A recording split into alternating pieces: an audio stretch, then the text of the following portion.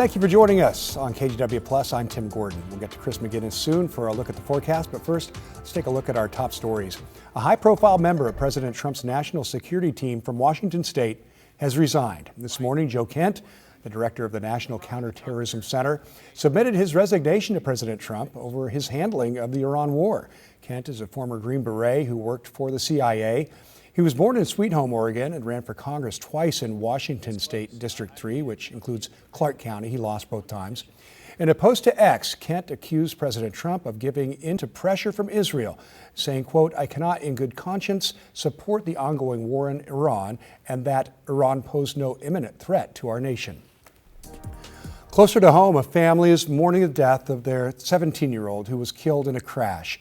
Chevy Coburn was a passenger in a car that ran off South Dickey Prairie Road in Clackamas County on Friday night. Authorities say the car slid 20 feet down an embankment. Chevy died at the scene. The driver, who was also 17, was taken to the hospital with serious injuries. That crash is still under investigation. In the Dalles, police are trying to figure out who's behind a string of at least 10 tire slashings downtown. Investigators say the victims were parked on 2nd and 3rd Streets at the time of the slashings, around 2 this morning. They're now asking anyone who might have surveillance video of the suspect to please reach out. Well, it's been almost a week since faculty and staff went on strike at 4 Portland Community College campuses. It's the first strike in the school's history and the first time a community college has gone on strike in the state's history. Devin Haskins has the latest. Last Wednesday, over 2,000 workers went on strike with Portland Community College, demanding a better cost of living adjustment. The strike started after a disagreement on a contract offer, which is still being disputed. The PCC's Federation of Faculty and Academic Professionals and the Federation of Classified Employees are demanding a better cost of living adjustment. Even though both unions are currently working under a contract, the unions can renegotiate halfway through for pay and benefits. The school's current offer is for a 0% raise in year 1, and then a 4% raise the following year. In a letter to employees sent yesterday, the college said its most recent offer also includes a one-time payment to employees on a tiered scale, with workers earning the lowest salaries receiving $3,000 and those earning the most receiving $100 to $200. The letter says the college is, quote, surprised by this response to this offer. The union is looking for around 3% each year, which the college says is unaffordable. The school is making some adjustments for students by moving some classes online for those instructors that are not on strike. I'm Devin Haskins, KGW News. In an update, we've learned a man trying to stop a reckless driver Sunday in Washington County was the one who ended up getting hurt. The driver was caught speeding by a home surveillance camera near Northwest Shadow Hills Lane in a neighborhood just north of Highway 26. Multiple people called 911. A man trying to stop the driver was hit and suffered a broken leg. Deputies are still looking for the driver.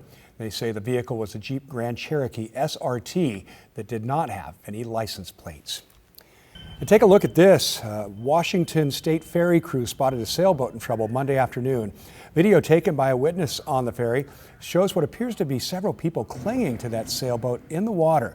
The crew of the Walla Walla ferry did not hesitate launching a rescue boat. Here's what one passenger had to say about it.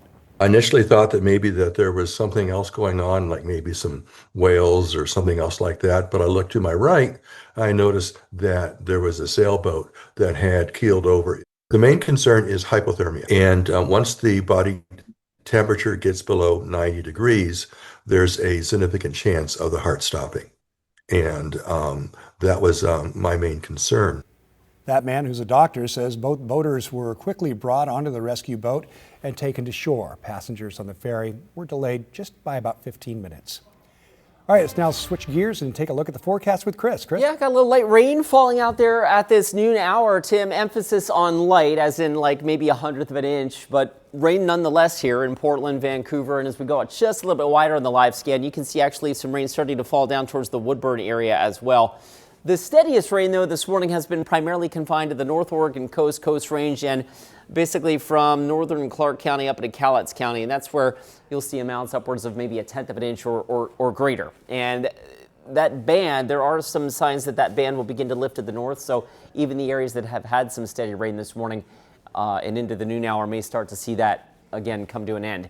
Down to the south, check this out. We are starting to get into almost full bloom here for the cherry blossoms along the Capitol Mall here in Salem. This is gorgeous. Obviously, yesterday's warmth helped this along a little bit, and the mild week that we have for the remainder of this week will no doubt help as well. It's currently 58 degrees in Salem. There's some light rain on your doorstep. As we look to the south from our Wells Fargo sky camera, you can still see some clearing well to the south, but also kind of the lowering cloud deck that is providing some light rain right now at PDX. It's raining lightly right now in Vancouver at 52 degrees. Here's a quick look at Futurecast. Again, I mentioned that band likely shifts to the north, and Futurecast actually backs that up with rain maybe even breaking here in Portland as we head into the late afternoon. So little shot of rain for the mid-noon to early afternoon hours here, and then we'll break that up into a cloudy but mild day with highs not quite as warm as yesterday, but still inching towards 60 this afternoon. Your full forecast comes up after the break. Tim? All right, Chris, thanks a lot. Our car was pretty much submerged up above the seats, so that was a little spooky. We're hearing more this afternoon from those who were at Klatskanai RV Park when flooding sparked evacuations over the weekend. Last week's heavy rain left about a foot of standing water in the River's Edge RV resort and campsite. The owner says he's faced quite a hit to his business as some future campers have canceled out of concern. We did over $20,000 worth of cancellations in one day, and that's just, it's just we're going backwards again. The owner says they spent Sunday cleaning up and the lot is nearly back to normal. Well, a storm roared across the United States with tornadoes and severe thunderstorms to the south and blizzard conditions to the north. The storms damaged structures and knocked out power for hundreds of thousands of people. CNN's Reed Binion takes a closer look. Communities from the Midwest to the South and the East Coast in recovery mode after powerful storms tore through multiple states. The severe weather included tornadoes, like the one that ripped the roof off this warehouse in Charlotte, North Carolina. I jumped up to kind of see what was going on, and that's when I saw all the pallets from the pallet company, and it was literally blowing those up into the air. The storm spawned clusters of tornadoes across other states as well. According to the National Weather Service, multiple twisters hit southern Missouri, impacting trees and structures, including a donkey barn that was lifted off the ground. The storms also knocked out power to hundreds of thousands of people, while leaving others with destroyed homes. I'm just kind of in shock, but my family's all right, and we're fortunate. Lord blessed us, As those communities cope with massive damage, people in the north central U.S. are digging out from massive, crippling snowfall. Some areas in the upper Midwest and northern Great Lakes got hit with as much as 3 feet. Parts of the Great Lakes still facing blizzard warnings going into Tuesday morning, with strong winds and snow making for ongoing dangerous conditions and complicating recovery efforts. It instantly iced, so we had almost every piece of equipment was stuck at one point or another.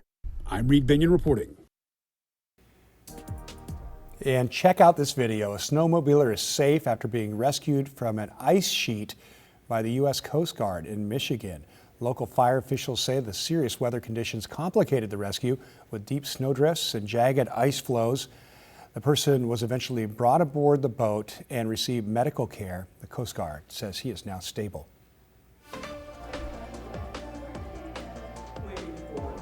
But first, we're just a couple days away from March Madness taking over the Moda Center.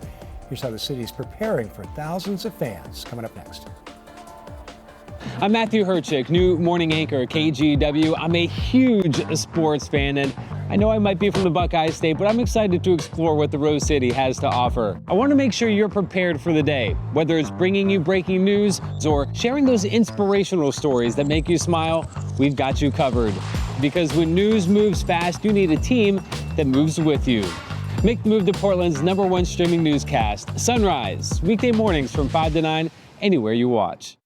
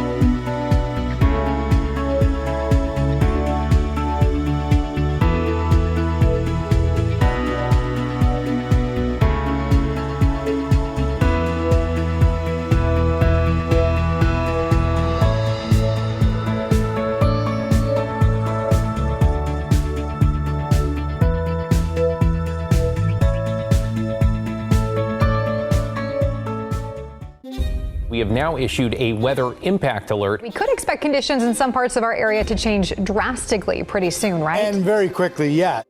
This is significant rainfall coming our way. You'll definitely want to be extra cautious. Certainly becoming increasingly hazardous. We've got the potential for some tree limbs or even trees or power lines to come down. Of course, when you hear thunder, it's always best to take cover. On Weather Impact Alert Days, stream extended coverage on kgw-plus. March Madness is set to take over the Rose City this week, with the Moda Center hosting the first and second rounds of the tournament. The city is hoping this event is just the beginning, a bigger thing for basketball in Portland. Joe Ranieri has the story.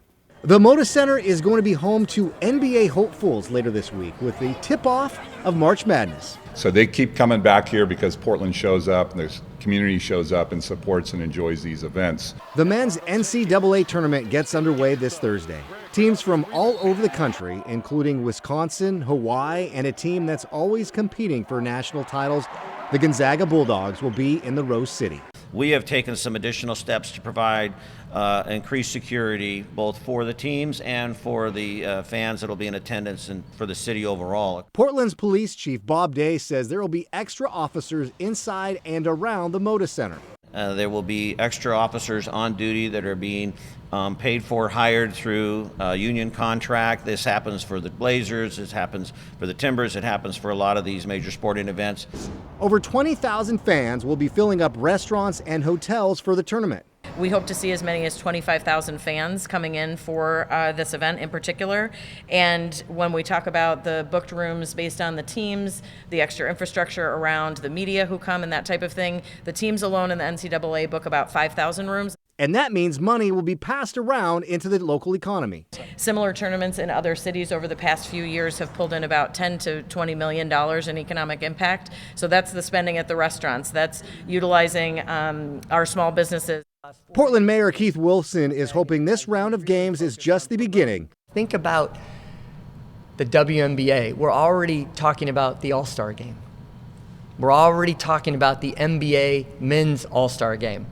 That brings in 7,000 hotel nights per day. Of what he hopes is a city that is recognized for sports and entertainment. Joe Ranieri, KGW News. Sticking with a sports theme here, U.S. Soccer has unveiled the new uniforms that will be worn by the national team during the World Cup. The collection features two designs. One kit has red and white stripes, the other has stars. And both feature the USA logo on the chest. This is the first time the same look will be worn by all U.S. soccer national teams. They'll make their debut on the field in their match against Belgium later on this month. All right, we got a few sprinkles on the map. Here's a look at radar over the last 3 hours. A quick-moving band of showers just passed right over downtown Portland. The rain has been a little steadier along the North Oregon coast. And this setup that you see here is going to be with us on and off for the next 3 days. I'll walk you through that with your full forecast coming up after the break. Hi, I'm Christine Padawanich. I'm a journalist at KGW, and I love exploring Portland's amazing food scene. New spot? I'm there. So I don't just report about our community, I belong to it. What happens here affects us all, and that's why we care so deeply about getting it right. And when local journalism is done right, it doesn't sit still, it moves. It moves you to act, to vote, to volunteer, to speak up, or to lend a hand. It moves your mind by challenging assumptions and offering new perspectives. It moves you forward by giving you the information to make decisions and thrive where you live. And yes, it moves your heart through the good stuff that stays with you wherever you are. And at KGW, we're here for all of it. These are the stories that move Portland.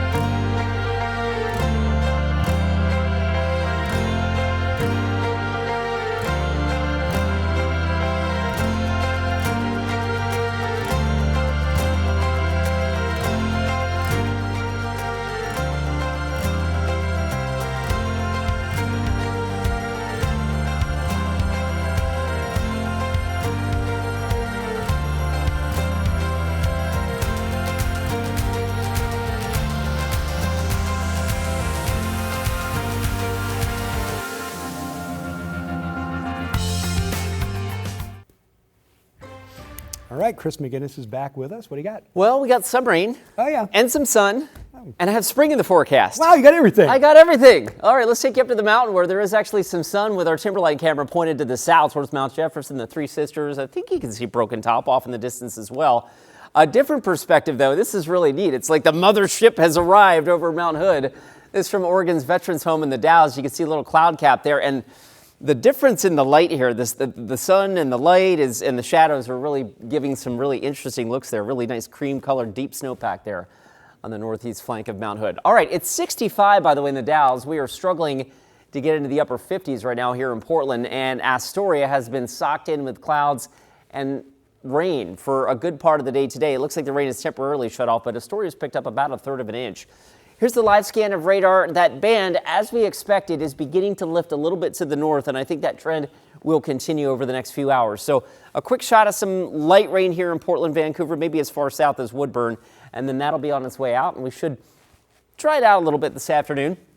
But I do keep the occasional rain in the forecast through Friday, and I'll explain why in just a second. The wettest part of our forecast over the next 7 days appears to be Thursday into Friday as well. The weekend at this point is looking mostly dry and high temperatures. While yesterday was lovely, we're not going to be quite near that over the next couple of days, but we may be a little warmer tomorrow than today. The point is 58 to 66, I think, is about where we're going to be ranging over the next couple of days.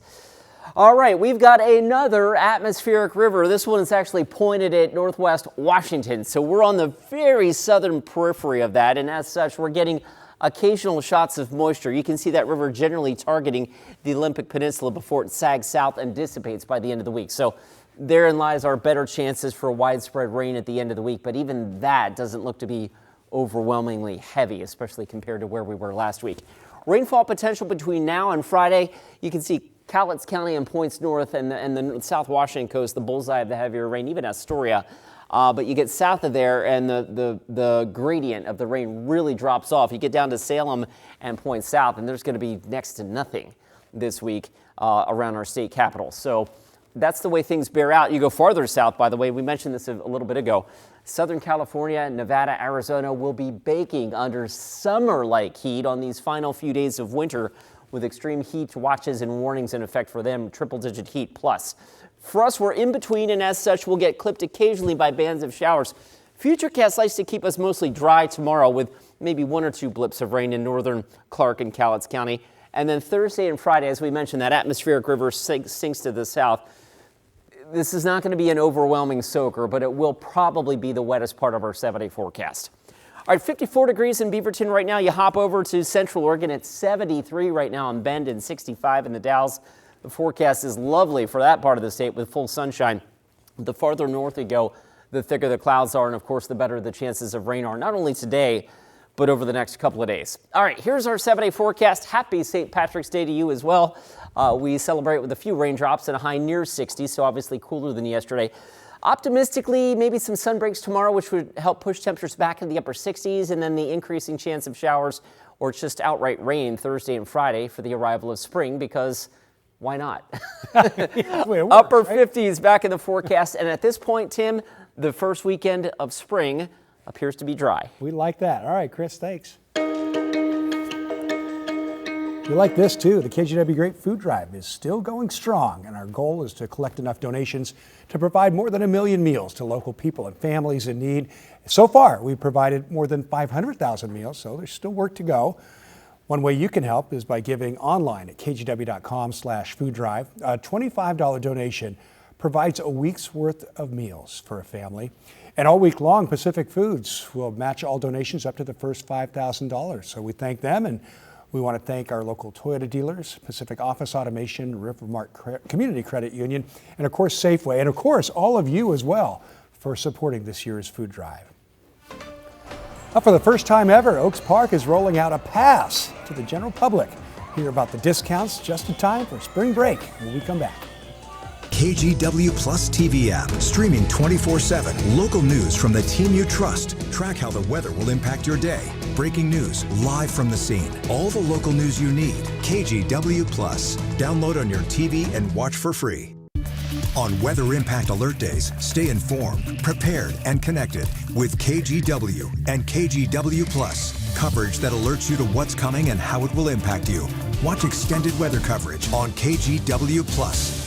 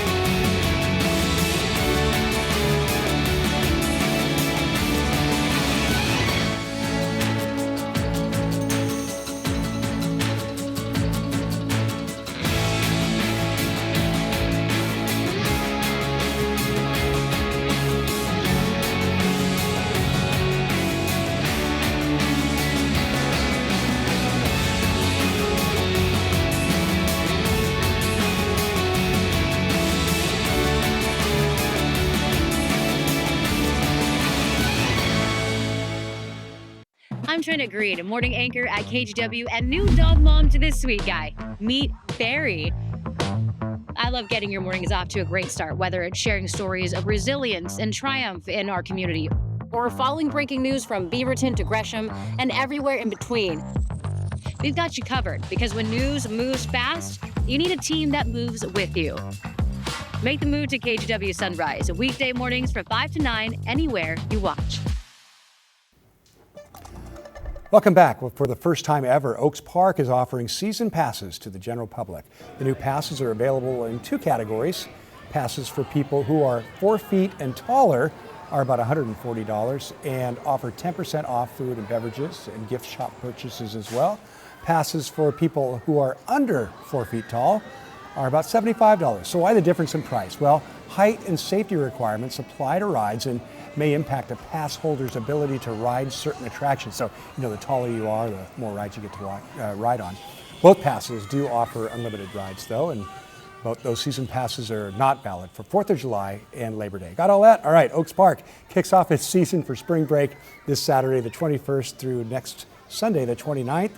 For more details, head to oakspark.com.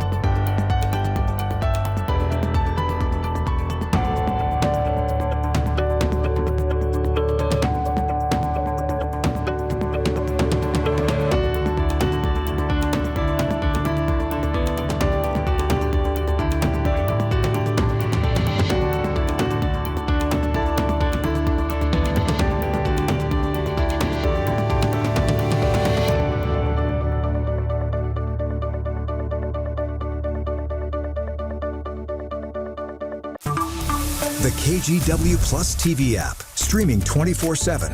Local news from the team you trust on your time. Track how the weather will impact your day. Certainly becoming increasingly hazardous. Extended, continuous coverage of breaking news live from the scene. That snowpack is still heavy. Go deeper with in-depth interviews and exclusive reporting. All the local news you need, live or on demand. kgw-plus. Download on your TV and watch for free.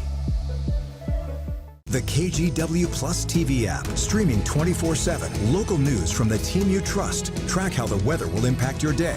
Breaking news live from the scene. All the local news you need. kgw-plus. Download on your TV and watch for free. On Weather Impact Alert Days, stay informed, prepared, and connected with KGW and kgw-plus. Coverage that alerts you to what's coming and how it will impact you. Watch extended weather coverage on kgw-plus. Your 2026 Rose Festival Princess is Lydia Hidego! All right, Lydia Hidego is now officially the Rose Princess for David Douglas High School. She's currently a senior at David Douglas, and after high school, she's planning to attend a 4-year university to study biology with the hopes of becoming a physician's assistant. That's what my daughter's doing right now, specializing in either dermatology or OBGYN. When she's not in school, she plays the violin in her church's community orchestra. She also volunteers at her local high school. On top of all that, she's also the vice president of the Black Student Union, all while being on principal honor roll all 4 years of high school. Wow, she's got it going on. Every one of these candidates that are brought forth here for Rose Court are just amazing. Over the top, amazing young women. Wow. All got so much going on. Congratulations to Lydia, So we have got a few raindrops out there right now. Those should be breaking up here as we go to the afternoon. I've got us at 60s, not quite as warm as yesterday, but we keep it in the 60s, and we are eyeing the arrival of spring, which is less than 72 hours away on Friday. Yes, we are, lad. Thank you. Thank you, Chris. And a reminder, we've added more live news to KGW+. Tune in to Sunrise exclusively on Plus from 7 to 9 a.m. and later tonight at 5:30 as well. We hope to see you then. Have a great afternoon, everyone. Happy St. Paddy's Day.